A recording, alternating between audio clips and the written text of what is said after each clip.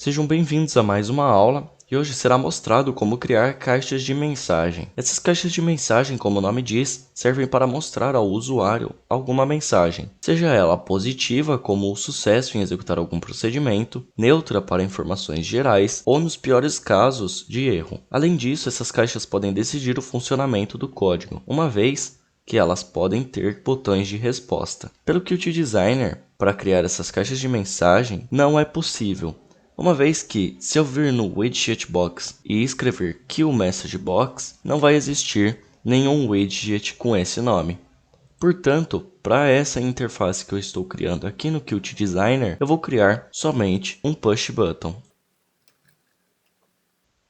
Esse é o código gerado pela interface e ele ficará do jeito que está. E, em um segundo arquivo, nós vamos trabalhar com as caixas de mensagem.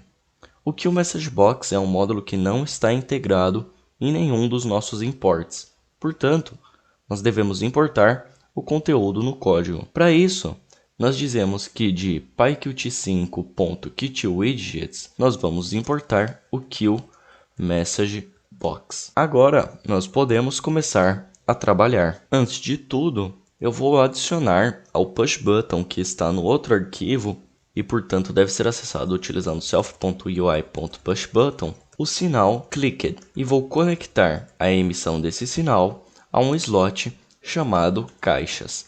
Além disso, fora desse método init, eu vou criar um novo método chamado caixas.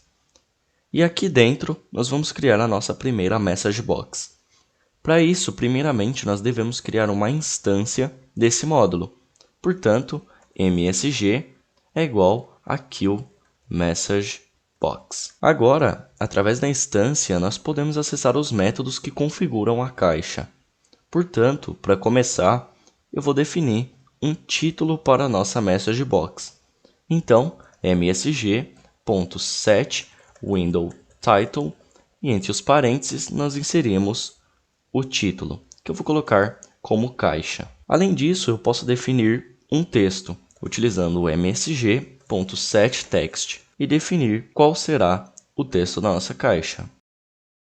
Antes de executar o código, nós devemos criar uma variável para o retorno de informações, e somente quando declararmos ela será possível executar a aplicação. Portanto, eu vou criar uma variável chamada retorno, que vai ser igual a msg.exec. Esse método exec ele vai se comportar basicamente como o exec da main window, garantindo a correta execução e finalização da caixa. Então, executando esse código, nós vamos ter a nossa simples interface com o botão. E quando eu clicar em abrir caixa, a nossa caixa será aberta, sem muitos detalhes. Vocês puderam ver que a caixa que foi criada é bem simples, só possui o título e o texto. Entretanto, nós podemos personalizá-la como quisermos. Então, o próximo método que podemos utilizar para o MSG é o setIcon, para definir um ícone à nossa interface. E esses ícones podem ser de pergunta, informação, aviso ou erro, ou seja, um para cada necessidade. E para utilizar é bem simples. Entre os parênteses desse método, nós informamos o tipo de ícone, que pode ser, por exemplo, um QMessageBox.information, que é o símbolo de informação. Executando esse código novamente, eu vou clicar no nosso botão e vocês verão que, antigamente, só tinha o título e o texto. Agora, o ícone de informação foi inserido. Se eu quiser, por exemplo, o símbolo de pergunta, eu substituo aqui por question. Executando esse código novamente, vou clicar aqui e vocês verão que o ícone mudou para um ponto de interrogação. E claro, se você quiser outro tipo de ícone, pode ser usado um dos mostrados anteriormente. E continuando na ideia de personalização da MessageBox, nós podemos inserir um texto adicional. Então, para isso, nós utilizamos o msg.setInformativeText. E entre os parênteses, nós inserimos qual que é a informação extra. Executando esse código, vocês verão que, além do texto e do ícone, nós temos uma informação extra. Agora vamos ver como criar botões nessas caixas de texto, a fim de receber a resposta do usuário. E existem 10 possibilidades de botões, que são todos esses. E para utilizar algum desses botões, no nosso método caixas, nós utilizamos o MSG seguido de set standard buttons. E dentro dos parênteses, insere-se o nome dos botões que eu comentei aqui embaixo. Então, eu posso inserir, por exemplo, o botão escrito sim. Então, eu vou copiar essa sintaxe e colocar dentro dos parênteses. Se eu quiser mais botões, por exemplo, o não, eu posso inserir nesse método barra e após a barra eu insiro o outro botão que eu quero. Executando esse código, vocês verão que agora nós temos todos os componentes, além do botão de sim e o botão de não. E nessa ideia, eu posso inserir quantos botões eu quiser, somente separando pela barra. Então, eu posso adicionar, por exemplo, o botão de cancelar. Inserindo uma nova barra aqui, eu colo esse botão na nossa caixa. Vocês podem perceber que o botão sim, ele está sempre com foco, com essas bordas azuis em torno dele. Porém, se eu quero, por exemplo, que o botão de não tenha o foco por padrão, na definição da nossa interface, eu utilizo o msg.setDefaultButton.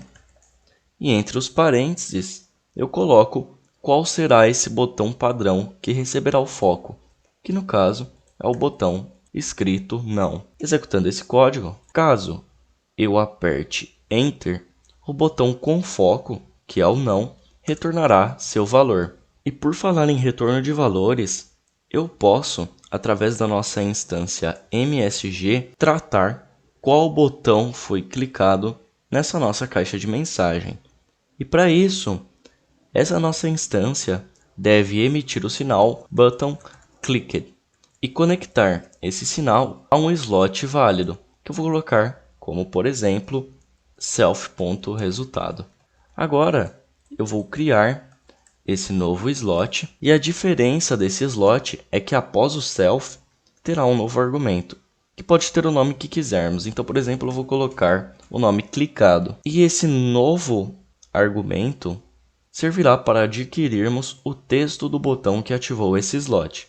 Então, dentro desse método, eu vou printar o clicado, que vai passar as informações do botão que ativou esse método, e vou inserir o ponto text para retornar o texto. Então, se eu executar esse código, vocês verão que se eu clicar, por exemplo, no botão de cancelar, o valor printado será o cancel, que é o texto do nosso botão. E isso funciona, por exemplo, sem eu clicar apertando Enter. Portanto, o botão que tem o foco, que é o No, vai ser printado. E vocês perceberão que está sendo printado corretamente. Porém, no botão de Não e também o de Sim, existe esse E comercial. Quando esse E comercial é inserido no texto de um botão, quer dizer que a próxima letra também é um atalho. Então, se eu abrir a caixa e eu só tenho um teclado para interagir com a interface, eu posso, por exemplo, apertar Alt-Y para Sim ou Alt-N para No. E vocês podem ver que embaixo das letras de atalho fica sublinhado. Isso porque foi utilizado o E comercial. A última coisa que eu quero mostrar nessa aula é pensando ao usuário que está interagindo com a nossa interface gráfica, que utilizará somente o teclado. Portanto, nós podemos definir com essa caixa de mensagem um botão que será ativo quando apertamos o ESC. Para isso, podemos definir um botão de escape, utilizando o msg.setEscapeButton. E entre os parênteses, nós podemos definir o botão que será ativo quando apertamos o ESC. E entre os parênteses, nós informamos qual será esse botão. E, por exemplo, eu vou deixar como sendo o botão de cancelar. Então, executando esse código, vocês verão que nós temos a mesma caixa, porém, se eu apertar ESC sem clicar em nenhum botão, o valor retornado será o cancel, por conta desse set escape button. Se eu apertar Enter sem clicar em nada, o valor retornado será o No, que é o botão que tem o foco. Outro componente que, dependendo do tipo de caixa de mensagem, pode ser aparente é o botão de mostrar detalhes. Então, eu posso definir esse tipo de botão utilizando o Set Detail Text. E entre os parênteses, eu insiro qual será esse texto, por exemplo, mais informação. Executando esse código, vocês verão que agora nós temos um novo botão para mostrar os detalhes, e os detalhes serão o texto que a gente inseriu naquela propriedade. Então, basicamente é assim que utiliza-se um Message Box, podendo ser personalizado como você desejar e com as opções que você quiser. Além disso, todo o retorno dele, a partir do pressionamento de botões, pode ser tratado simplesmente utilizando esse clicado.text e algumas estruturas condicionais. Essa foi a aula de hoje, obrigado pela atenção e até a próxima aula.